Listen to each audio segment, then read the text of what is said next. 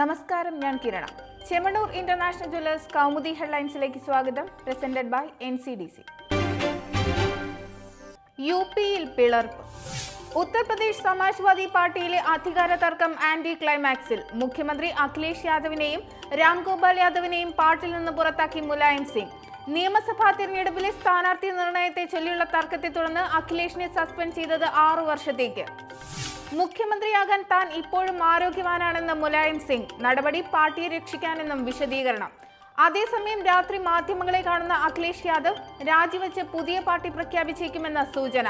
തർക്കം പൊട്ടിത്തെറിയിലെത്തിയത് ദേശീയ അധ്യക്ഷൻ മുലായം പ്രഖ്യാപിച്ച സ്ഥാനാർത്ഥികളെ തള്ളി അഖിലേഷ് പുതിയ പട്ടിക പുറത്തുവിട്ടത്.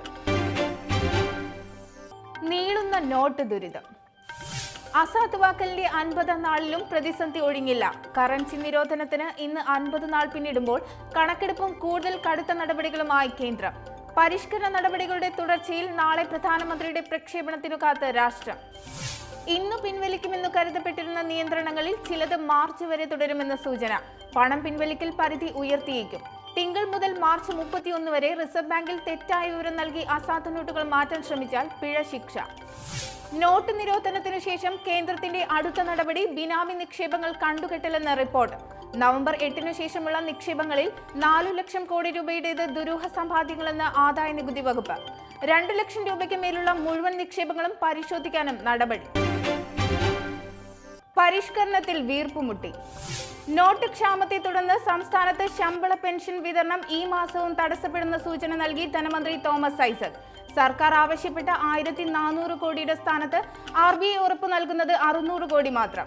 പണം പിൻവലിക്കുന്നതിന് നിലവിലുള്ള നിയന്ത്രണം ഇളവ് ചെയ്താൽ ബാങ്കുകൾ കൂടുതൽ പ്രതിസന്ധിയിലാകും. അതേസമയം നോട്ട് പ്രതിസന്ധി ഉണ്ടെങ്കിലും സർക്കാർ ജീവനക്കാരുടെ ശമ്പളം കൃത്യസമയത്ത് അക്കൗണ്ടിലെത്തുമെന്ന് തോമസ് ഐസക്. എന്നാൽ ബാങ്കുകളിൽ ആവശ്യത്തിന് നോട്ടില്ലാത്തതിനാൽ പിൻവലിക്കാനാകുന്ന തുകയ്ക്ക് നിയന്ത്രണമുണ്ടാകുമെന്നും വിശദീകരണം. അതിനിടെ നോട്ട് പ്രതിസന്ധിയിൽ സംസ്ഥാന ബഡ്ജറ്റ് മാറ്റിവെക്കാൻ സർക്കാരിന് ധനവകുപ്പ് ശുപാർശ. കറൻസി ക്ഷാമവും കേന്ദ്ര ബഡ്ജറ്റും വിലയിരുത്തിയ ശേഷം മതി സംസ്ഥാന ബഡ്ജറ്റ് എന്ന് ധനകാര്യ secretary KM Abraham.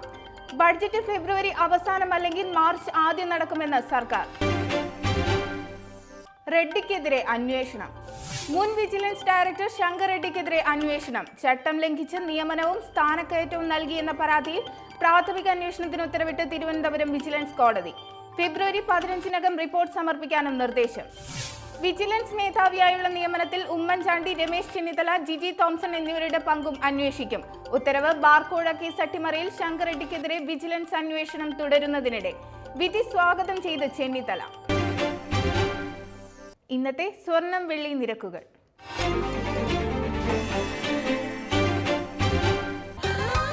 Dubai gold and diamond സ്വർണ്ണ വെള്ളി നിരക്കുകൾ നിങ്ങൾക്കായി അവതരിപ്പിക്കുന്നത് Dubai gold and diamonds, India, UAE, Oman, Bahrain. സ്വർണം ഗ്രാമിന് 2645 രൂപ, പവൻ 21,160 രൂപ, വെള്ളി ഗ്രാമിന് 42 രൂപ. ദുബായ് ഗോൾഡ് ആൻഡ് ഡയമണ്ട് സ്വർണ്ണ വെള്ളി നിരക്കുകൾ നിങ്ങൾക്കായി അവതരിപ്പിച്ചത് Dubai gold and diamonds, India, UAE, Oman, Bahrain. Chemmanur international jewellers Kaumudi headlines presented by NCDC സമാപിക്കുന്നു. പുതിയ വാർത്തകളുമായി 1 മണിക്കൂറിന് ശേഷം വീണ്ടും കാണാം. നമസ്കാരം.